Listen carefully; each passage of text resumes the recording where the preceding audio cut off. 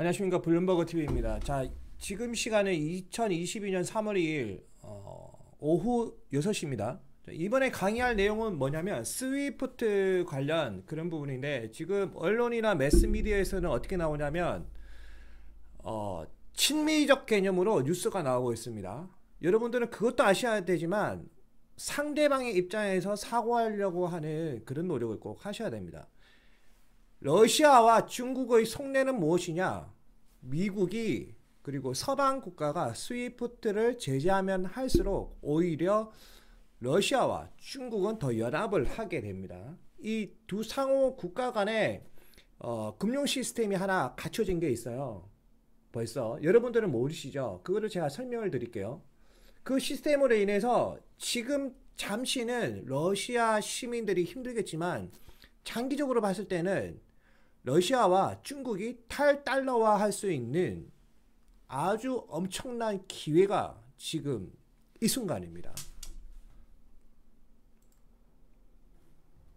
자, 첫 번째 메인 화면은 이겁니다. 이들의 속내는 달러를 파괴시켜버리자. 탈달러화. US CBDC 말고 그 차이나 CBDC 그 관련도 제가 작년부터 계속 강의를 했죠. 차이나 CBDC 그 작년 1월부터 제가 계속 그 강의를 했고, 9월 달에 심천, 중국 심천을 중심으로 해서 테스트베드 지역으로 해서 시스템이 돌아가고, 그 다음에 올해 2월 그 동계올림픽 때, 베이징 동계올림픽 때 전면적으로 중국 전반적으로 차이나 CBDC를 사용한다. 그 부분도 제가 다 강의를 해서 지금 현실화되고 있습니다. 이렇게 미래는 정해져 있습니다. 그리고 미국 같은 경우는 US CBDC 시스템은 언제 시작이 되냐면 내년입니다. 한국은 24년경에 시작이 될 것이고, 이 CBDC 시스템이 돌아가면 어떻게 되냐면 시중에 돈이 더 많이 풀립니다. 왜 그러냐면 지금 현재 바젤3 어떤 시스템에 있어서 그 종이화폐는 그 회계 규칙에 따라야 됩니다. 바젤3 위원회의 그 회계 규칙에 따라서 어떤 BIS 기준값을 다 맞춰야 되는데, 이 CBDC 시스템은 그 기준값이 없습니다. 쉽게 말하면 회계 관련 법이 없다고 생각하시면 돼요. 그래서 먼저 찍어서 먼저 내는 사람이 먼저 그 CBDC를 빨리빨리 정착화 시켜서 빨리빨리 시중에 돈을 푸는 국가가 쉽게 말하면 앉아서 꿀을 빠는 겁니다. 속된 말로 꿀 빠는 거예요. 그래서 중국은 전 세계에서 가장 빨리 CBDC 시스템을 정착화 시킨 것입니다. 자, 이 부분을 우선 큰 흐름을 아시고 그 다음에 강의를 들어가겠습니다. 자, 이제부터 제가 말씀을 드릴게요. 스위프트 제재가 가해지면 어떤 사회현상이 벌어질 건지.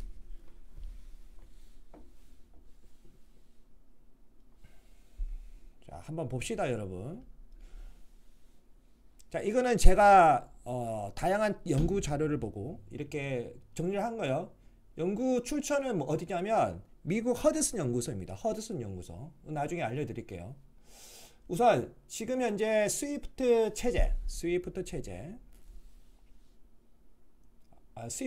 아니고 스위프트 제재입니다. 제재. 금융 제재를 하니까 어떻게 되죠? 탈달러화가 가속이 됩니다. 대신에 지금 현재 여기 중간에 나타나는 현상은 뭐죠? 루블화가 가치가 폭락하죠. 그러니까 그 러시아 중앙은행에서는 기준금리 20%까지 올리고, 이거는 일시적 현상일 뿐이에요. 일시적 현상. 2단계를 넘어서면 어떻게 되냐면 탈달러화가 가속이 됩니다. 탈달러화. 그리고 중국 위안화 중심의 무역 거래량이 증가합니다. 중국 위안화 중심의 무역 거래량이 증가합니다. 현재 중국의 어떤 그 중공업이라고 해야 될까요?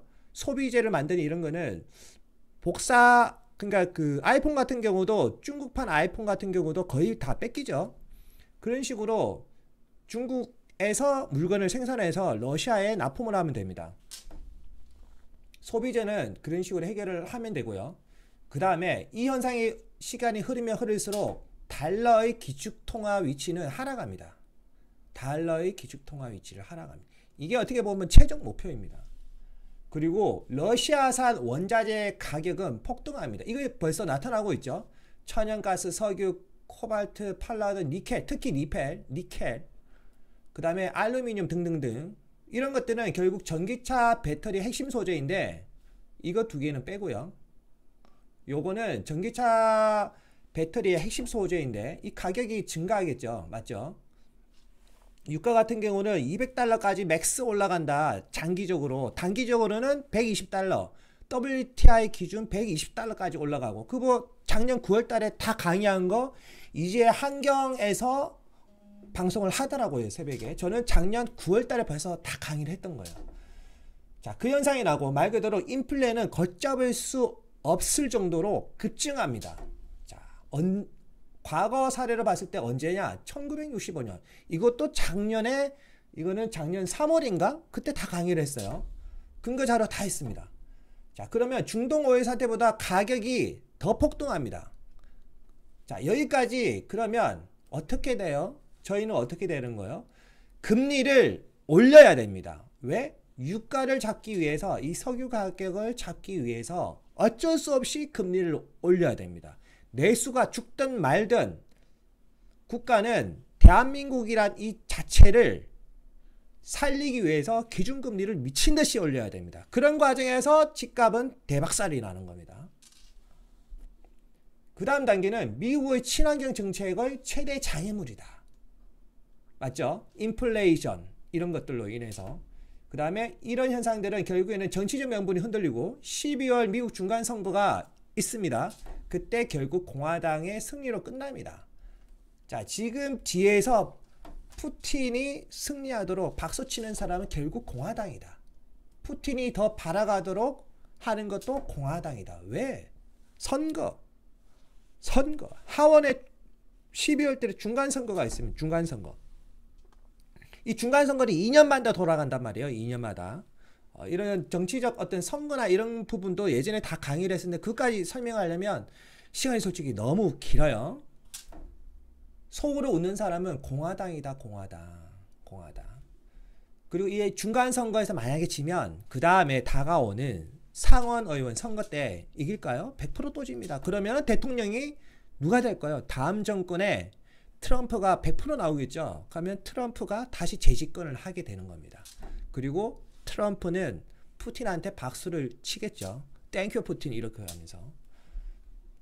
자, 그리고 22년 2월부터 중국판 CBDC 시스템이 작동하고 있다. 이 부분 다 말씀드렸죠. 그리고 현재 러시아와 국경 없이 금융거래가 가능한 상태입니다. 여러분들이 모르시는데 나중에 이제 원문 알려드릴게요. 그리고 러시아의 선택은 결국 달러가 아닌 중국 CBDC를 선택하게 된다. 그래서 지금 현재 나타나는 현상이 뭐죠?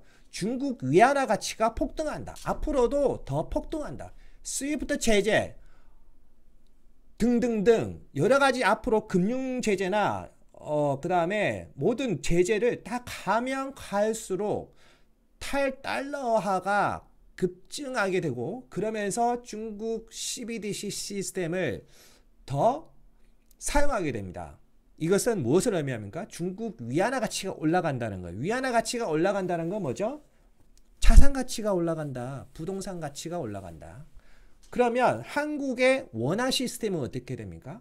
한국의 대외 의존도 60%는 어디죠? 미국이 아니라 중국입니다. 중국을 거쳐서 미국으로 수출하는 시스템이기 때문에 한국의 원화 가치도 결국에는 급증하게 됩니다. 이 부분. 그러면 한국의 부동산은 어떻게 될까요? 자연적으로 올라갑니다. 부동산 가치는. 기다리면 알아서 올라간다. 큰 그림은 그래요. 자, 그 다음에 전 세계 절반은 개방화된 지금 사회주의다. 개방화된 사회주의. 자, 이 개방화된 사회주의 국가, 대표적으로 아프리카가 그래요.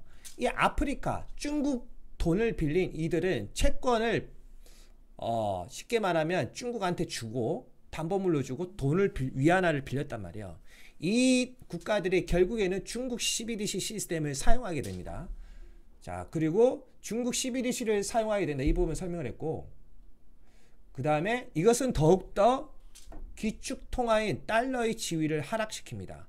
전 세계는 더욱더 강대강으로 치솟고 RCEP를 중심으로 RCEP 말씀드렸죠. 영내포괄자 협정. 즉 전 세계는 RCEP를 중심으로 전 세계는 이분화되었다. 중국 편할래 미국 편 할래 이 개념이에요. RCP는 소련 편 할래 미국 편이 아니라 중국 편 할래 미국 편 할래 이 개념이에요. RCP는 그 부분을 정확하게 아셔야 됩니다. RCP로 이분화되었다. 당연히 한국도 지금 RCP에 가입이 되어 있죠. 이 부분들은 기본 상식인 거 다 알고 계실 것이고, 자, 한국도 결국 중국과의 무역거래 시 중국 11일시를 사용하게 된다. 이 부분 참고를 하시고요. 그 다음에 중국 대외 의존도는 더욱 심화가 된다. 이 부분. 그 다음에 현대판 에치스 라인이 다시 구축이 되는데 이것이 바로 일본 중심의 CPTPP 이게 뭐냐면 예전에는 TPP였어요. 이게 업그레이드 돼서 CPTPP 일본 중심의 CPTPP가 지금 구성이 되는데 한국이 지금 가입하려고 하고 있는데 일본이 반대를 하고 있죠. 왜? 위안화 문제, 위안부 문제 해결해라 그 부분이에요. 만약 이걸 가입을 못하면 어떻게 되죠? 과거 6.25 때처럼 한국은 미국에서 정치적 아웃이 됩니다. 즉 예전에 우리가 그 에치스 라인이 어디까지 정확하게 꺼져 있었죠? 일본까지 꺼져 있어 6.25가 결국에 터졌어요. 만약에 한국이 CPTPP를 가입을 못하고 RCP만 가입한 상태면 현대판 에치스 라인이 또 일본까지만 선이 꺼지는 겁니다. 여기까지. 그렇지만 지금 어떤 정치적인 것이나 큰 흐름은 뭐죠? 미국이 CPTPP에 한국이 가입하도록 압력을 넣고 있습니다. 그나마 다행인 것은. 그래서 결국에는 한국도 CPTPP에 가입을 할 것이고 또 무조건 가입을 해야 됩니다. 그래야 현대판 에치스 라인이 한반도를 중심으로 그 기준값이 설정이 되고 태평양 최전방 해구산 지역인 한국에 미국의 군수물자가 집중이 됩니다. 자, 그러면 제2의 사드 배치 현상이 터지겠죠. 해당 지역 시민들은 당연히 반발을 하겠죠. 어쩔 수가 없습니다. 누군가는 희생을 합니다. 하지만 국가 전반적으로 봤을 때 미국의 군수물자가 들어온 거는 한반도에는 아주 이득이 되는 겁니다. 이득. 이 부분은 정치적인 거니까 제가 말을 안 하겠습니다. 자, 큰 그림은 이렇고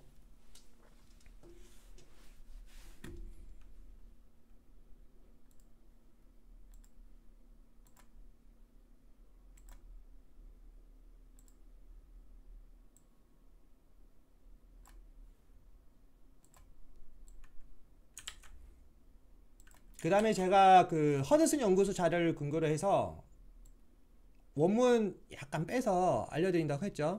이거 설명을 드릴게요.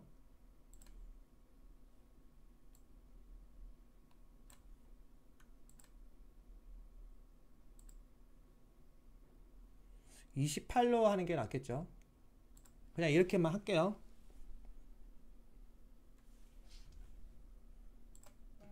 나온다.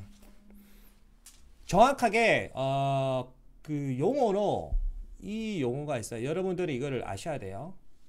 러시아 SPFS, 그러니까 러시아 SPFS 시스템이랑 그 다음에 차이나 CIPS 이 시스템을 이해를 하셔야 됩니다.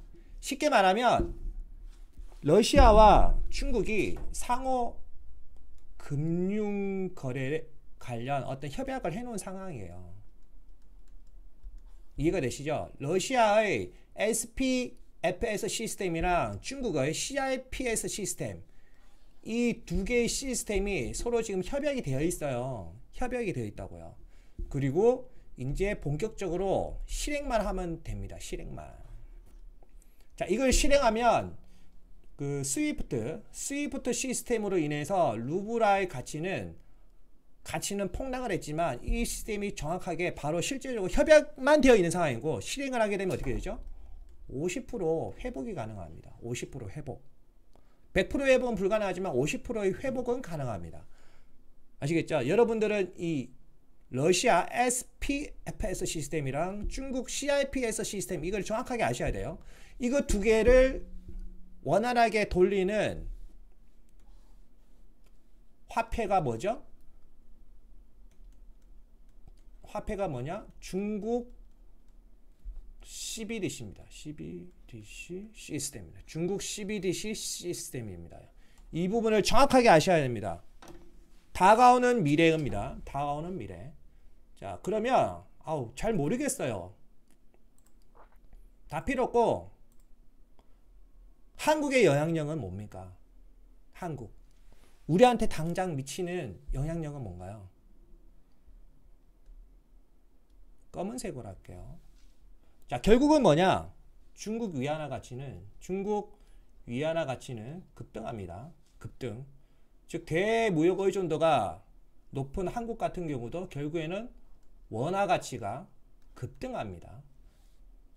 맞죠? 후행적으로 급등합니다. 후행적. 그러면 이 원화 가치가 급등하면 당장은 아니겠지만 환차익. 첫 번째, 환차익을 노리고 외국 한머니가 한국에 들어옵니다. 첫 번째. 이 시기까지는 정확하게 모르겠어요, 저도.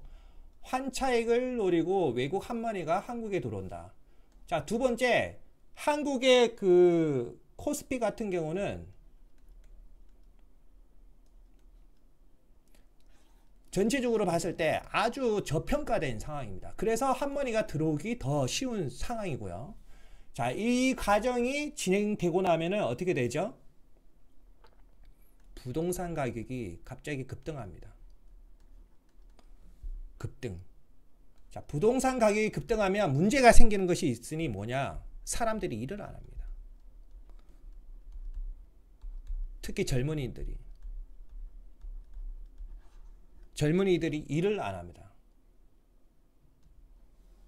일을 안 하니까 어떻게 되죠? 결국에는 대출에 의존을 합니다. 노세 젊어서 노세.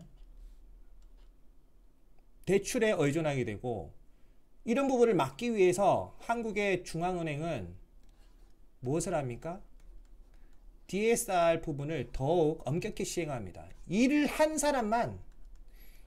사람만 대출을 해주는 거예요. 지금도 마찬가지. 이해가 되시죠? 그러면 일 한 사람만 대출을 해주면 이 DSR의 핵심은 뭐냐? 정직원. 그리고 나이가 젊은 사람. 정직원이면서 나이가 젊은 사람일수록 DSR 시스템에 유리합니다. 자, 그러면 부동산은 어디가 뜰 거냐? 결국에는 이들이 사는 곳. 정직원이면서 나이가 젊은 사람들이 계속 살기를 원하는 지역. 그러면서 부동산 공급량이 적은 곳. 이해가 되시죠? 대표적으로 어딜까요? 대표적으로 세종입니다. 세종. 그리고 경기 남부 지역. 반도체 삼각 라인. 아시겠죠? 어딘지 딱 아시겠죠? 반도체 삼각 라인이 어딘지 아시겠죠? 이쪽 지역은 그나마 폭락했다가 반등 칠 때 금방 반등을 치게 됩니다. 이 현상이 나타날 거예요. 구독과 좋아요, 알림 설정은 저에게 큰 힘을 줍니다. 감사합니다.